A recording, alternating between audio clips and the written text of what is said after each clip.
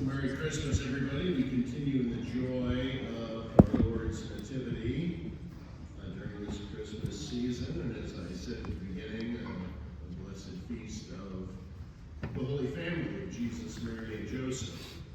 A Sunday within the Christmas octave, the Church lifts up the Holy Family for us to ponder. I think we can say of the Feast of the Lord's Nativity, Christmas, which we celebrated on Thursday, I think we can call the Feast of the Nativity a razor-sharp, laser-like focus on the baby in the crib. We zoom in to that manger scene, and we look at that baby, and we contemplate who that baby is, Jesus, and what his being born into the world means for the world. The long hoped for, the long awaited Messiah, the Savior. So we focus on that very specifically at Christmas. And then I say the crib, or more broadly, we focus on that entire manger scene. And how remarkable and probable are the circumstances in which that child is born into the world, especially given who that child is and what he is destined for.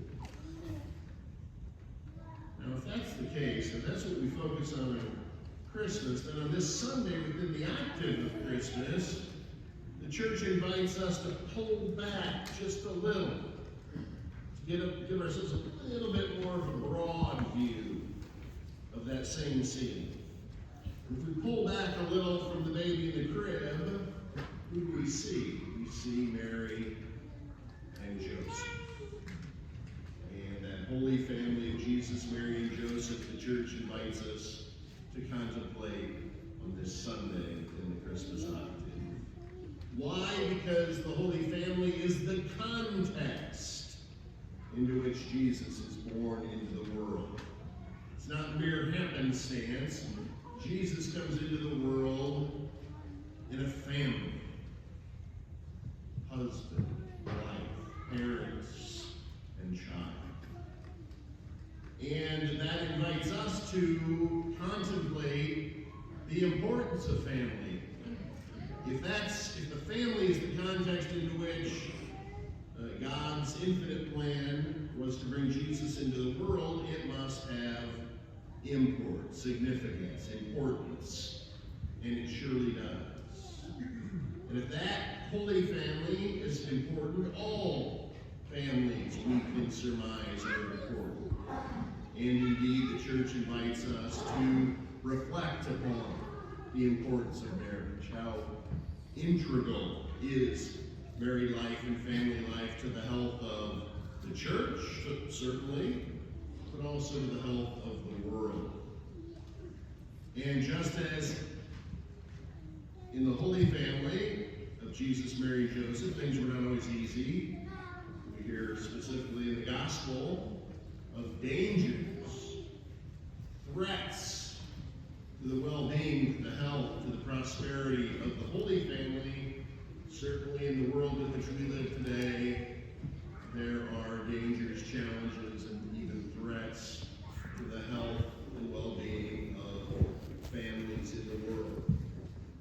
Many attacks from the devil, the evil one, right down to attacks on the human person, the dignity and the worth of each and every person, as made in God's image and likeness, and often attacks on the family, trying to divide the family, destroy the family.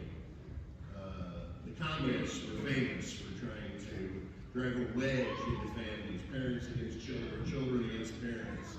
Because if they could break up that beautiful nucleus of the family, which is so important to the health and vitality of society, and the common good, and they knew they were making progress. So for us, this is a great day for us to pray for the strength of the family, and always be willing to fight and defend the family, the importance of the family, the need for the family in our church and throughout our world. And who better to hold up as a role model for all of us than the Holy Family of Jesus, Mary, and Joseph. Stand for the creed, please.